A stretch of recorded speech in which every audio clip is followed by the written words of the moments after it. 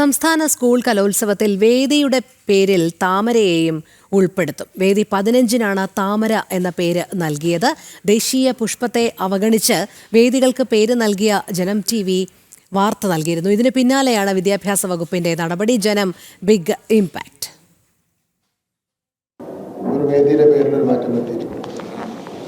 വേദി number 15 dahlia എന്നുള്ളത് മാറ്റി താമര നൽകിയിട്ടുണ്ട്. എല്ലാ പുഷ്പങ്ങളെയൊന്നും ഉൾപ്പെടുത്താൻ പറ്റില്ല. അതിൽ താമര ഉൾപ്പെടുത്തണമെന്നൊരു ആവശ്യം ഉയർന്നു. ഇതിലൊരു വിവാദ ചർച്ചയ്ക്കൊന്നും ഞങ്ങൾ പോകുന്നില്ല. നമ്മൾ വിജയോത്സവം നന്നായി നടന്നു പോട്ടെ. കൂടുതൽ വിവരങ്ങളുമായി സാനു കെ സജീവ് ചേരുന്നു.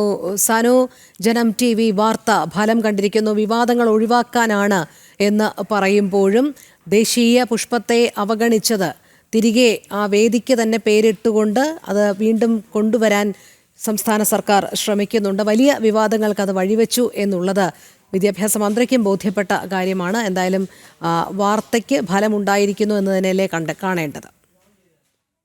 അതായത് ഈ കലോത്സവവുമായി ബന്ധപ്പെട്ടുകൊണ്ട് 25 വേദികളാണുള്ള 25 വേദികൾക്കും ഇക്കുറി പുഷ്പങ്ങളുടെ പേരാണ് നൽകിയത്. അതിൽ നിന്നാണ് ദേശീയ പുഷ്പമായിട്ടുള്ള താമരയെ ഒഴിവാക്കിയത്. ഈ താമരയെ ഒഴിവാക്കിയതുമായി ബന്ധപ്പെട്ടുകൊണ്ട് വലിയ പ്രതിഷേധങ്ങളാണ് ഉണ്ടായത്. കഴിഞ്ഞ ദിവസം അടക്കം വിദ്യാഭ്യാസ മന്ത്രിയും അതേപോലെ തന്നെ റവന്യൂ മന്ത്രി അടക്കം പങ്കെടുത്തിട്ടുള്ള കലോത്സവത്തിന്റെ മുന്നൊരുക്കങ്ങളുമായി ബന്ധപ്പെട്ടുള്ള യോഗത്തിലേക്ക് പോലും താമരപ്പൂക്കളുമായി എത്തി യുവമോർച്ച പ്രതിഷേധിക്കുന്ന ഒരു സാഹചര്യം ഉണ്ടായിരുന്നു. ഇതിന്റെയൊക്കെ പശ്ചാത്തലത്തിലാണ് നിലവിൽ ഇപ്പോൾ ദേശീയ പുഷ്പമായിട്ടുള്ള താമരയെ കൂടി ഈ കലോത്സവ വേദിക്ക് നൽകിക്കൊണ്ട് ആ വിവാദത്തിന് അല്ലെങ്കിൽ ആ വിവാദത്തിന് തിരികൊളുത്തിയ വിഷയത്തിന് സർക്കാരിന്റെ ഭാഗത്ത് നിന്ന് തന്നെ ഒരു ശമനം ഉണ്ടാക്കിയിരിക്കുന്ന അല്ലെങ്കിൽ ആ ഒരു തിരിച്ച് ദേശീയ പുഷ്പത്തെ കൊണ്ടുവന്നുകൊണ്ട് ഇപ്പോഴത്തെ പ്രതിഷേധങ്ങൾക്ക് ശമനം ഉണ്ടാക്കിയിരിക്കുന്നതെന്ന് വേണം നമുക്ക് മനസ്സിലാക്കാനായിട്ട്. നിലവിൽ 15ാമത്തെ വേദിക്കാണ് ഈ താമരയുടെ പേര് നൽകിക്കൊണ്ട് ഇപ്പോൾ സർക്കാരിന്റെ ഭാഗത്തു നിന്ന് ഒരു തീരുമാനം ഉണ്ടായിരിക്കുന്നത്. അതിന്റെ ഔദ്യോഗിക പ്രഖ്യാപനം വിദ്യാഭ്യാസ മന്ത്രിയുടെ ഭാഗത്തു നിന്ന് തന്നെ ഉണ്ടായിരുന്നു. ഇന്നലെ യുവമോർച്ച വ്യക്തമാക്കിയിട്ടത് BJPയുടെ കേവലം ഒരു ചിഹ്നം എന്നതിനപ്പുറം ദേശീയ പുഷ്പത്തെ അവഗണിക്കുന്നു.